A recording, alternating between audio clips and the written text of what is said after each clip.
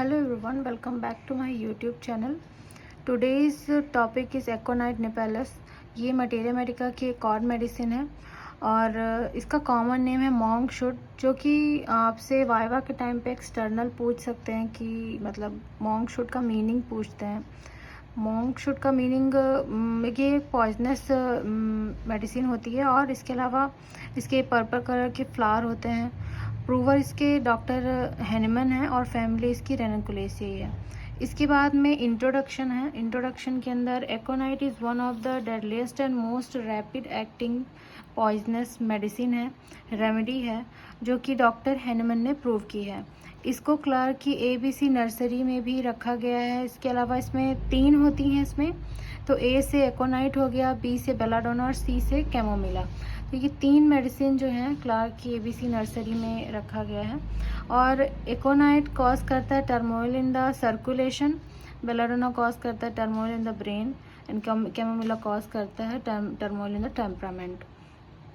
इसके बाद में है कॉन्स्टिट्यूशन। कॉन्स्टिट्यूशन के अंदर it is indicate in acute cases occurring in the plethoric sanguine person. Plethoric sanguine person क्या होता है, पहले तो ये इंडिकेट करता है एक्यूट केसेस को। जो भी एक्यूट केसेस होते हैं, मतलब एक्यूट केस वो होते हैं जिसमें आपको सर्दी हो गई, बुखार हो गया, और मतलब जो हफ्ते के भर के अंदर जो भी केसेस होते हैं, जो भी सर्दी बुखार ऐसी चीज़ें जो होती हैं, वायरल फीवर, इन सब के केसेस में एकोनाइट आप दे सकते हो।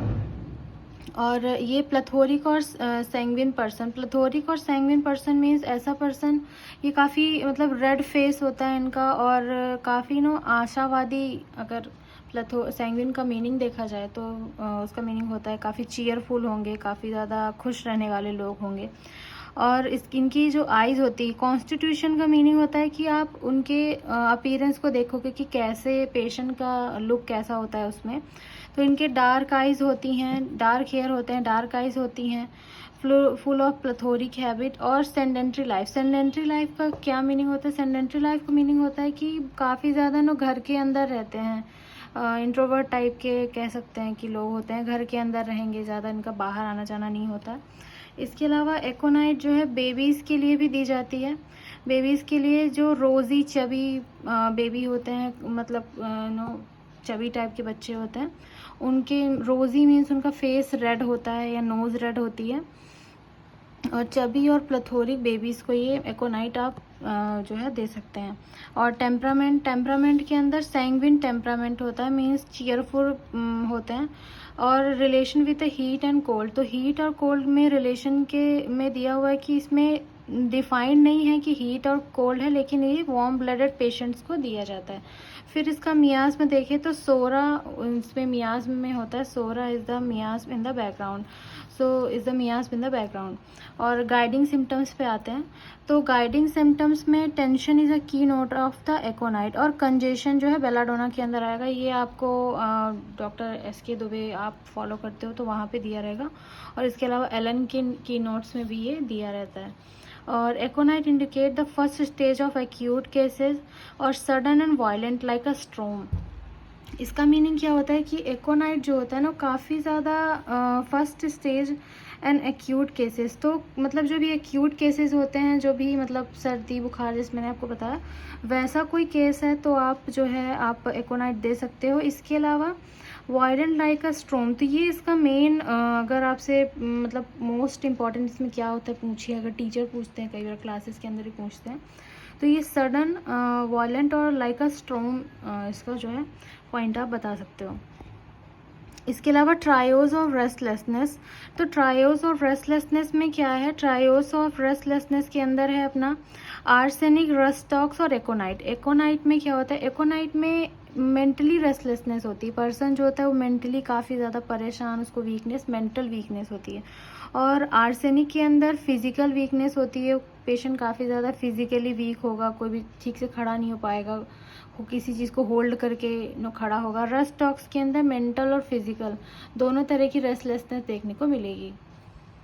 There is a great fear and anxiety of mind, तो इसका मीनिंग ये होता है कि इनको काफ़ी ज़्यादा मेंटली फियर होता है और एनजाइटी होती है। तो एकोनाइट पेशेंट के आप देखोगे कि इसमें फियर ऑफ डेथ होता है, इवन प्रिडिक्टेड होता है टाइम ऑफ द डेथ। इनका जो डेथ का टाइम होता है ये उसको भी प्रिडिक्ट कर लेते हैं कि इतने टाइम में डेथ हो सकती है। और आर्सेनिक पेशेंट जो होते हैं उनको भी फियर ऑफ डेथ होता है, लेकिन उनका जो डेट होता है या टाइम जो होती है वो प्रिडिक्टेड नहीं होती। और जो एकोनाइट के पेशेंट होते हैं ना, उनको ये लगता है कि मेडिसिन का यूज़ करना यूज़लेस है, क्योंकि उनकी जो बीमारी है वो ठीक नहीं होगी और वो मर जाएंगे। तो ऐसा उनको मतलब फियर ऑफ डेथ होता है, और ये मतलब वो ऐसा सोचते हैं। और आर्सेनिक के जो पेशेंट होते हैं उनको मेडिसिन, उनको ये लगता है कि उनको ये नहीं लगता कि यूज़लेस है, लेकिन उनको ये लगता है कि वो ज़रूर मर जाएंगे और उनकी जो डिज़ीज़ है वो काफ़ी मतलब वो ठीक नहीं होगी और वो ज़रूर मर जाएंगे, उनको ऐसा फील होता है। और dry and hot skin with the rare sweat, तो इनकी जो स्किन होती है वो ड्राई होती है, हॉट होती है, गर्म होती है काफ़ी ज़्यादा, और ड्राई होती है, और उनको थोड़ा बहुत स्वेट भी आता है। Aconite is one of the greatest pain remedy. Trios of the pain होता है इसमें एकोनाइट, कैमोमिला और कॉफ़ी के अंदर। मतलब एकोनाइट में पेशेंट स्क्रीम करता है, इतना ज़्यादा पेन हो जाता है। और excessive sensitive to the least touch means, अब जब बहुत ज़्यादा पेन होगा तो कोई ज़रा सा भी टच करने की कोशिश करेगा कि हाँ कंसोल भी करे तो उनको बहुत ज़्यादा सेंसिटिव होते हैं टच के लिए। ये भी एक पॉइंट है कि सबसे ज़्यादा किस रेमेडी के अंदर जो ना एक्सेसिव जो है पेन के लिए सेंसिटिव होते हैं, उनमें लीस्ट टच होता है, तो एकोनाइट के अंदर होता है। एग्रावेशन का मीनिंग होता है कि क्या ऐसी चीज़ें जिससे उनकी प्रॉब्लम्स बढ़ जाती हैं। तो एग्रावेट कब होगा या कब बढ़ जाती है उनकी प्रॉब्लम, तो इवनिंग में, स्पेशली रात के समय में इवनिंग में बढ़ जाती है। एम्लोरेशन कब होगा, ओपन एयर में जाएंगे, अनकवर कर देंगे तो उनको रिलीफ मिलेगा। एकोनाइट का सबसे मोस्ट इम्पॉर्टेंट जो है ना क्योंकि अगर पेपर के बेस पे से भी देखा जाए तो माइंड के सिम्टम्स ज़रूर पूछते हैं कि एकोनाइट का माइंड कैसा होता है। ये टीचर पूछ सकते हैं, एक्सटर्नल पूछ सकते हैं कि एकोनाइट का माइंड कैसा होता है। तो एकोनाइट जो होती है फियर, ग्रेट फियर और एनजाइटी ऑफ माइंड इसमें देखने को मिलता है। Great nervous excitability with the run through, मतलब इस पूरे ड्रग में आपको देखने को मिलेगा कि उनको बहुत ज़्यादा फियर और एनजाइटी होती है माइंड में। उनको किस किस चीज़ का फियर होता है, तो एकोनाइट के जो पेशेंट होते हैं उनको fear of death, any acute disease, मतलब एक्यूट डिजीज़ के अंदर, और फियर ऑफ डेथ होगा। फियर ऑफ डार्कनेस, उनको अंधेरे से डर लगता है, उनको फियर ऑफ बेड, और इसके अलावा फियर ऑफ गोस्ट, भूतों से डर लगता है। बाहर जाने से डर लगता है उनको। क्राउडेड प्लेस में जाते हैं, अगर क्राउडेड प्लेस होता है और बहुत सारे लोग होते हैं। क्रॉस स्ट्रीट्स, मतलब सड़क पार करने में उनको डर लगता है। क्रॉस ब्रिज, और fear of death in pregnancy, ये आपको एलन की नोट्स में देखने को मिलेगा कि fear of death in the pregnancy, वहाँ पे भी ये पॉइंट है। तो उनको fear of death in the pregnancy, ऐसे फीमेल्स को भी ऐसा फील होता है जो एकोनाइट के पेशेंट होती हैं। The patient predict the date and even hour of the date, मतलब कितने टाइम पे होगी, कौन सा क्या डेट होगी, ये सारी चीज़ें जो एकोनाइट के पेशेंट होते हैं वो प्रिडिक्ट कर लेते हैं। और अगर एकोनाइट पेशेंट के रूम में क्लॉक होती है तो वो उंगली करके मतलब उधर बताएगा कि इतने टाइम पे मतलब वो जो है उसकी डेथ हो सकती है। वो पॉइंट करेगा अपनी फिंगर को कि ये इतने टाइम पे जो है मेरी डेथ हो सकती है। ऐसा उसके माइंड में, ऐसा उसका माइंड देखा जाता है कि एकोनाइट के पेशेंट ऐसे बिहेव करते हैं। और इसके अलावा एकोनाइट के पेशेंट उसके फ्रेंड को कॉल करेंगे कि मैं मरने वाला हूँ, मैं सबसे मिल लूँ। इस टाइप के सिम्टम्स देखने को मिलते हैं एकोनाइट के पेशेंट के माइंड में। और म्यूज़िक अनबियरेबल होता है, और इससे जो फीमेल होती हैं वो सैड हो जाती हैं, म्यूज़िक बिल्कुल ही बर्दाश्त नहीं होता।